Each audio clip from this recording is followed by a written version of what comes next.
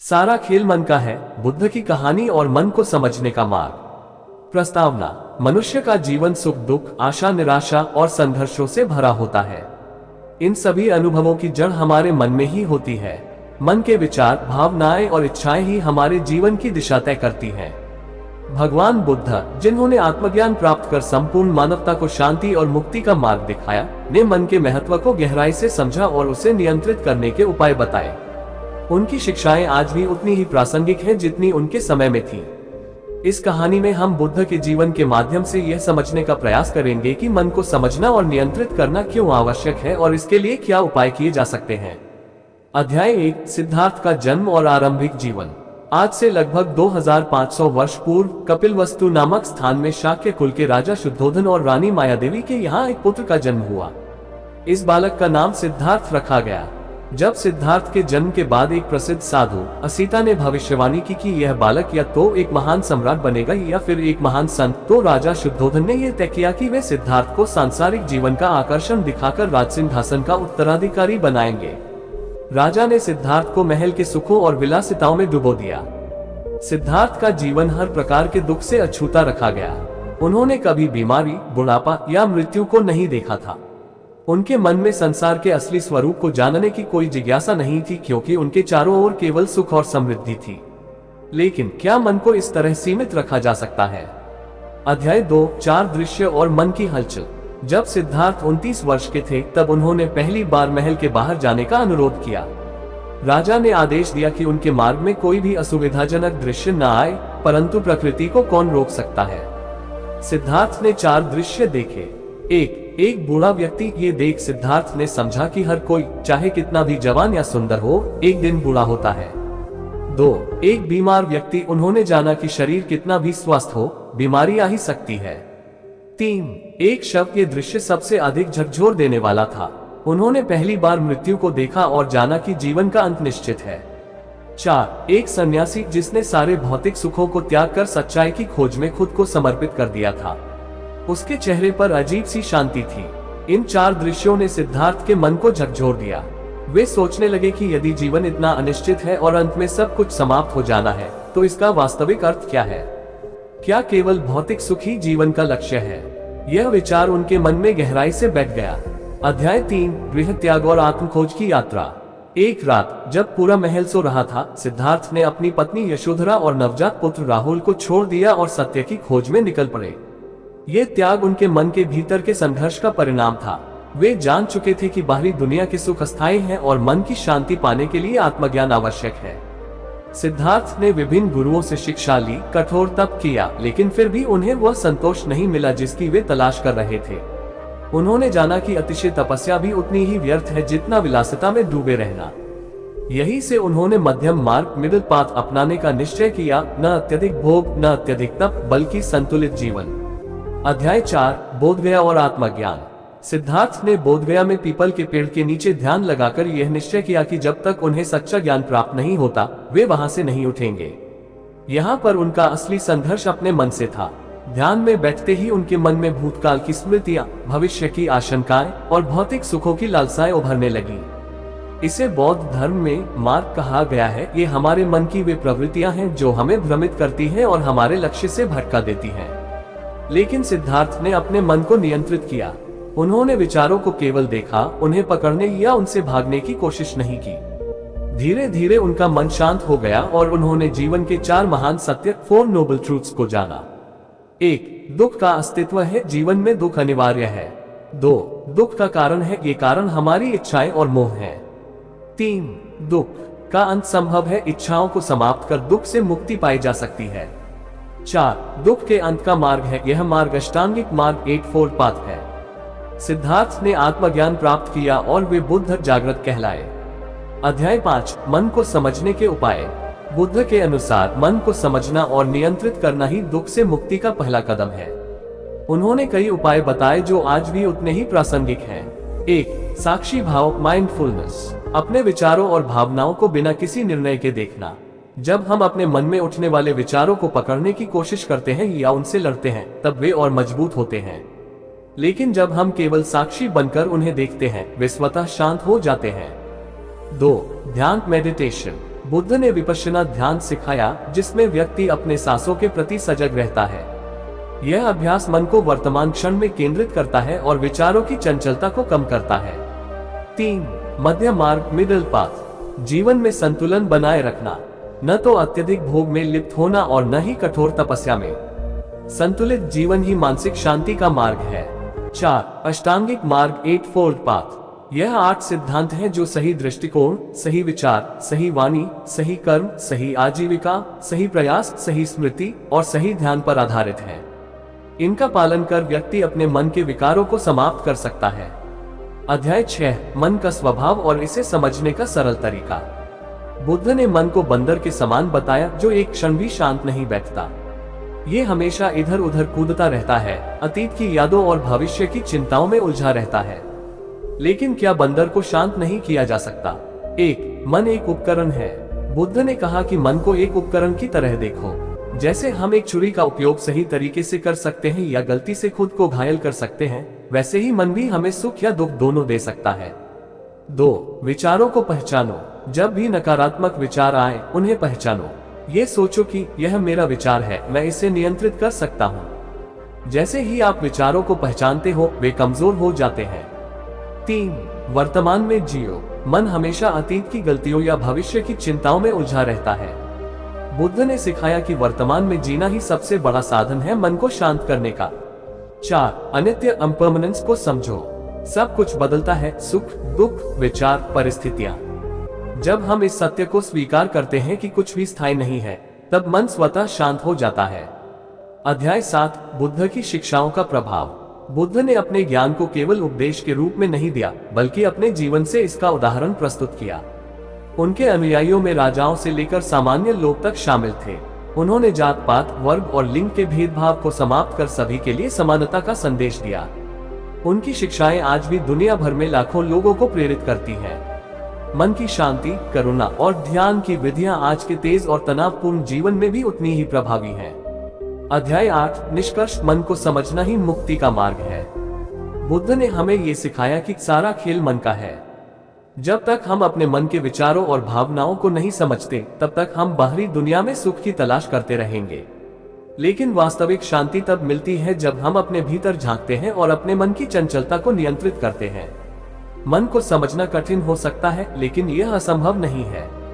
बुद्ध की शिक्षाएं हमें ये दिखाती हैं कि सही दृष्टिकोण, ध्यान और वर्तमान में जीने की कला से हम अपने जीवन को बदल सकते हैं। जैसे बुद्ध ने कहा, अपने दीपक स्वयं बनो, अपने सत्य को स्वयं खोजो।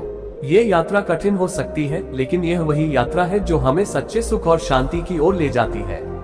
मन की शक्ति, राजा जनक और ऋषि अष्टावक्र की कथा। प्रस्तावना: मनुष्य के जीवन में सुख और दुख, शांति और अशांति का स्रोत बाहर की दुनिया में नहीं, बल्कि हमारे अपने मन में होता है। जब मन अशांत होता है, तो संसार का हर सुख व्यर्थ लगता है, और जब मन शांत होता है, तो विपरीत परिस्थितियों में भी आनंद बना रहता है। इस कहानी में हम प्राचीन भारतीय राजा जनक और महान ऋषि अष्टावक्र की कथा के माध्यम से यह समझेंगे कि मन की प्रकृति क्या है और इसे कैसे नियंत्रित किया जा सकता है। अध्याय 1, राजा जनक की बेचैनी। राजा जनक मिथिला के राजा थे, जो अपनी न्यायप्रियता, विद्या और वैभव के लिए प्रसिद्ध थे। उनके पास अपार धन, सुख, सुविधाएं और एक सुसंगठित राज्य था। फिर भी उनके मन में एक अजीब सी बेचैनी थी। रात को वे सोते तो उनके मन में ये प्रश्न उठता, ये सब कुछ होते हुए भी मैं भीतर से अशांत क्यों हूँ? जीवन का वास्तविक अर्थ क्या है? सच्चा सुख कहाँ है? राजा जनक के पास सब कुछ था, लेकिन मन की शांति नहीं थी। उन्होंने अपने राज्य के सभी ज्ञानी ब्राह्मणों और ऋषियों से इन प्रश्नों के उत्तर पूछे, लेकिन कोई भी उन्हें संतुष्ट नहीं कर पाया। अध्याय 2, ऋषि अष्टावक्र का आगमन। एक दिन राजा जनक को बताया गया कि एक महान ऋषि अष्टावक्र राज्य में पधारे हैं। अष्टावक्र बालक थे, लेकिन वे अत्यंत विद्वान और ज्ञानी थे। उनका शरीर 8 स्थानों से टेढ़ा था, इसलिए उनका नाम अष्टावक्र पड़ा। राजा जनक ने ऋषि अष्टावक्र को अपने दरबार में आमंत्रित किया और उनसे विनम्रता पूर्वक पूछा, हे महात्मा, मैं जानना चाहता हूँ कि मन की शांति कैसे प्राप्त की जा सकती है। मैं दिन रात इसी चिंता में उलझा हूँ, कृपया मुझे सही मार्ग दिखाए। अष्टावक्र मुस्कुराए और बोले, राजन, क्या आप सच में जानना चाहते हैं? राजा जनक ने तुरंत कहा, हाँ, मैं अपने प्राणों की बाजी लगाकर भी सत्य जानना चाहता हूँ। अध्याय 3, ज्ञान का पहला पाठ। ऋषि अष्टावक्र ने राजा जनक को अपने महल के बगीचे में चलने का निमंत्रण दिया। वहां पहुंचकर उन्होंने राजा से कहा, राजन, यदि आप तुरंत मोक्ष पाना चाहते हैं तो सबसे पहले ये समझिए कि आप मन नहीं हैं। मन केवल विचारों का एक प्रवाह है और आप उस प्रवाह के साक्षी हैं। राजा जनक थोड़े उलझन में पड़ गए। उन्होंने पूछा, यदि मैं मन नहीं हूं तो फिर मैं कौन हूं? अष्टावक्र ने शांत स्वर में उत्तर दिया, आप चेतना है, वो शुद्ध आत्मा जो विचारों को देख रही है। जैसे आकाश में बादल आते और चले जाते हैं, वैसे ही आपके मन में विचार आते और चले जाते हैं। लेकिन आकाश कभी नहीं बदलता, वह स्थिर रहता है। आप वही स्थिर चेतना है। राजा जनक ने ये सुना, लेकिन उनके मन में संशय बना रहा। अध्याय 4, अनुभव की परीक्षा। अष्टावक्र ने राजा से कहा, राजन, आप मेरे साथ एक प्रयोग कीजिए। मैं आपको एक दिन का समय देता हूँ। इस एक दिन में आप अपने राज्य के सारे कार्य वैसे ही करें जैसे करते हैं, लेकिन हर कार्य करते समय खुद से यह प्रश्न पूछें, क्या मैं वास्तव में ये हूँ? और जो भी विचार आए उन्हें बिना पकड़े बस देखने का प्रयास करें। राजा जनक ने यह स्वीकार कर लिया। अगले दिन जब राजा दरबार में बैठे थे, मंत्रियों के निर्णय सुन रहे थे, युद्ध की तैयारियां देख रहे थे और प्रजा से मिल रहे थे, वे हर क्षण अपने विचारों को देख रहे थे। जब उनके मन में क्रोध आया तो उन्होंने सोचा, ये क्रोध मेरा नहीं है, मैं तो बस इसे देख रहा हूँ। जब मन में गर्व का भाव आया तो उन्होंने कहा, ये गर्व भी मेरा नहीं है, ये भी एक विचार है जो आया और जाएगा। दिन के अंत तक राजा जनक ने पाया कि उनके मन की चंचलता कम हो गई है। वे अपने विचारों और भावनाओं को देख पा रहे थे, बिना उनसे प्रभावित हुए। अध्याय 5, ज्ञान की प्राप्ति। अगले दिन राजा जनक ने अष्टावक्र के सामने जाकर कहा, हे महात्मा, अब मैं समझ गया हूँ कि सारा खेल मन का है। जब तक मैं अपने मन के विचारों से जुड़ा रहा तब तक मैं अशांत था, लेकिन जब मैंने ये समझा कि मैं केवल साक्षी हूँ, विचारों का निरीक्षक हूँ, तब मेरे भीतर एक अजीब सी शांति उतर आई। अष्टावक्र मुस्कुराए और बोले, राजन, आपने स्वयं सत्य को अनुभव किया है। यही सच्चा ज्ञान है। मन को समझना और उससे दूरी बनाना ही मुक्ति का मार्ग है। अष्टावक्र ने आगे कहा, मन को बांधने की जरूरत नहीं है, उसे बस समझने की जरूरत है। जब आप ये जान जाते हैं कि आप मन नहीं है, तब मन स्वतः शांत हो जाता है। अध्याय 6, अष्टावक्र गीता, मन की प्रकृति। अष्टावक्र ने राजा जनक को जो शिक्षा दी, वही आगे चलकर अष्टावक्र गीता के रूप में प्रसिद्ध हुई। इसमें उन्होंने मन और आत्मा के बारे में गहरे रहस्य उजागर किए। कुछ महत्वपूर्ण शिक्षाएं। 1, तुम शरीर नहीं हो, तुम आत्मा हो। जैसे कपड़े शरीर पर होते हैं लेकिन हम कपड़े नहीं होते, वैसे ही विचार और भावनाएं मन पर होती हैं, लेकिन हम वो नहीं होते। 2, साक्षी भाव अपनाओ। हर विचार और भावना को बिना पकड़ने या उससे लड़ने के देखो। जैसे एक नदी के किनारे बैठकर बहते पानी को देखते हो, वैसे ही मन के विचारों को देखो। 3, अनासक्ति, डिटैचमेंट। किसी भी वस्तु, व्यक्ति या विचार से चिपकने की आवश्यकता नहीं है। सब कुछ अस्थायी है। जब आप किसी चीज से चिपकते नहीं तो दुख भी स्वतः समाप्त हो जाता है। 4, स्वतंत्रता तुम्हारी प्रकृति है। मनुष्य जन्म से ही स्वतंत्र है। ये केवल विचारों और सामाजिक कंडीशनिंग है जो उसे बांधती है। अध्याय 7, राजा जनक का रूपांतरण। अष्टावक्र से ज्ञान प्राप्त करने के बाद राजा जनक का जीवन पूरी तरह बदल गया। वे अब भी अपने राजा के कर्तव्यों का पालन करते थे, लेकिन उनका मन पूरी तरह शांत और स्थिर था। उन्होंने अपने भीतर के साक्षी भाव को जागृत कर लिया था। युद्ध के मैदान में भी वे शांत रहते और महल के भोग विलास में भी वे निर्लिप्त रहते।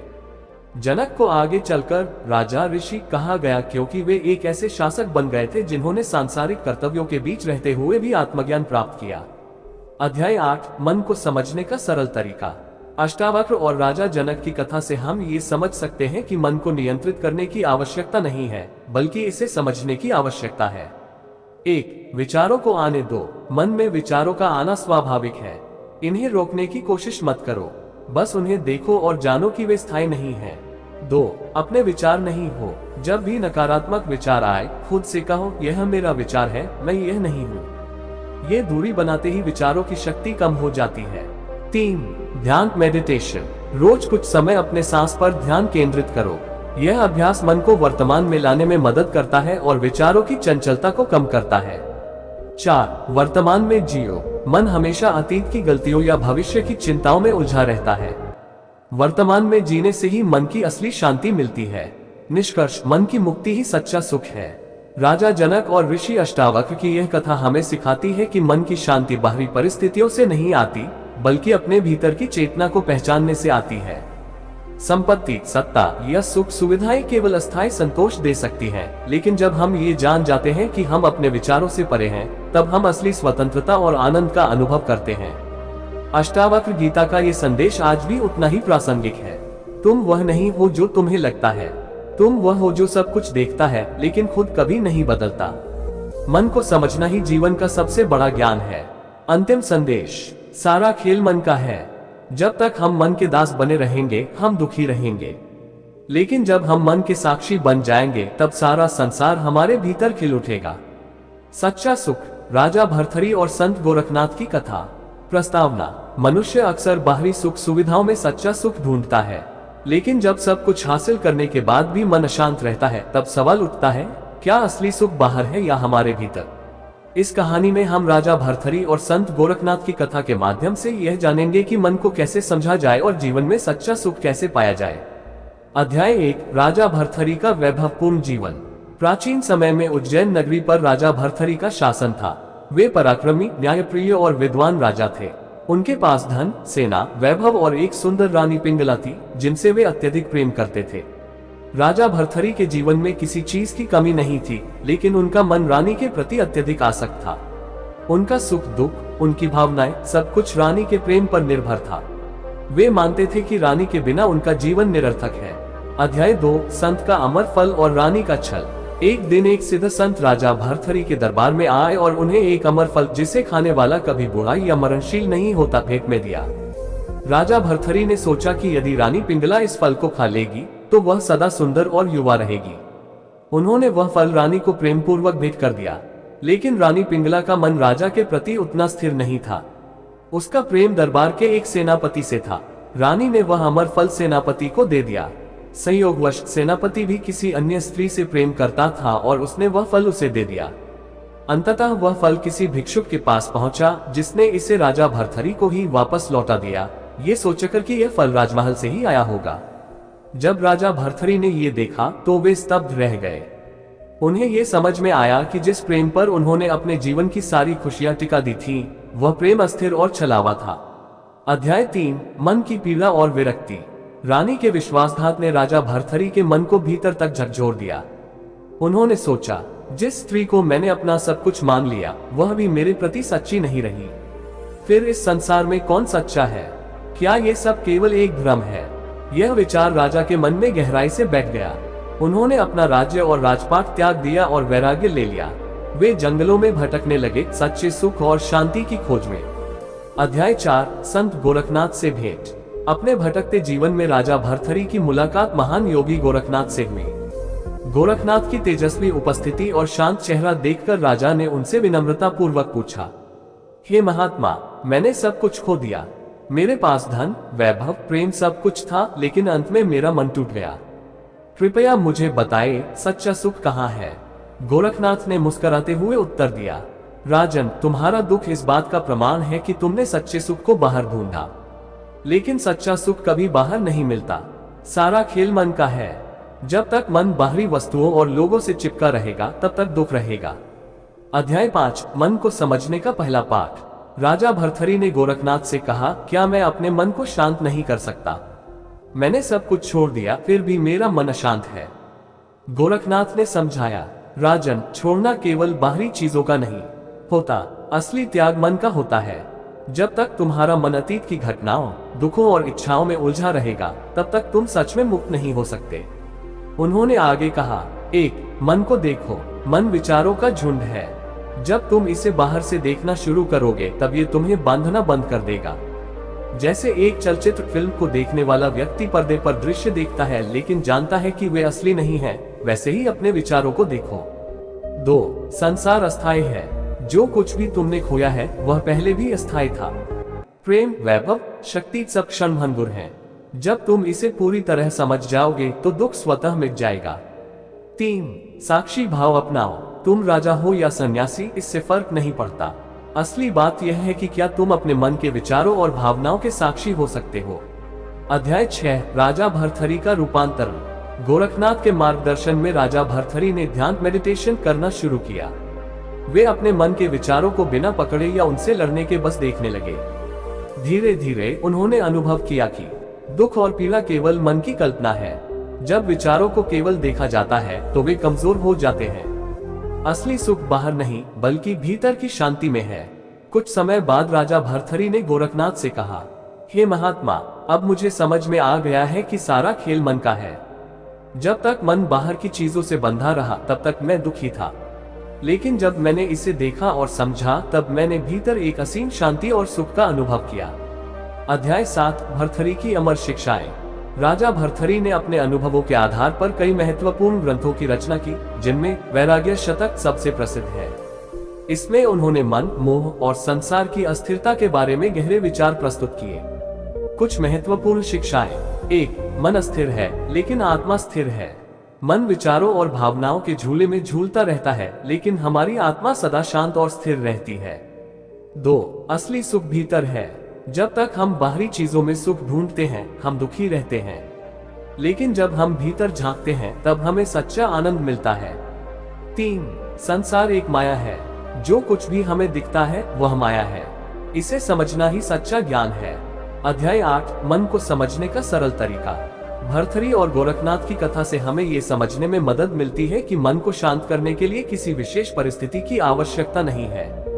ये कार्य हमारे अपने अंदर से शुरू होता है। 1. विचारों को रोको मत, बस देखो। जब भी मन में कोई विचार या भावना आए उसे रोको मत, बस उसे देखो जैसे कोई बाहरी घटना हो रही हो। 2. अनित्य इम्परमानेंस को समझो। ये जानो कि संसार की हर चीज अस्थायी है, प्रेम, दुख, सुख, धन या यश। ये समझकर हम मानसिक रूप से उनसे मुक्त हो सकते हैं। 3. ध्यान और साक्षी भाव। रोज कुछ समय शांति से बैठकर अपने सांसों पर ध्यान दो। धीरे धीरे यह अभ्यास मन को वर्तमान में लाता है और विचारों की चंचलता को कम करता है। 4. आसक्ति से मुक्ति। किसी भी चीज से अत्यधिक जुड़ाव आसक्ति दुख का कारण बनता है। जब हम चीजों को जैसे हैं वैसे स्वीकार करना शुरू करते हैं तब मन स्वतः शांत हो जाता है। निष्कर्ष, मन की मुक्ति ही असली विजय है। राजा भर्तृहरि की कथा हमें ये सिखाती है कि सच्चा सुख न तो सत्ता में है, न प्रेम में और न ही भौतिक वस्तुओं में। असली सुख मन की स्वतंत्रता में है।